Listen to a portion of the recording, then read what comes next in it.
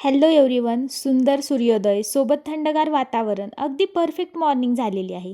गावरान बेत करायचा म्हणून आज गरमागरम बेसन आणि भाकरी बनवली आणि डब्बा घेऊन गेलो शेतात. शेताला पाणी देण्यासाठी मोटर देखील चालू केली व पाणी दिलं.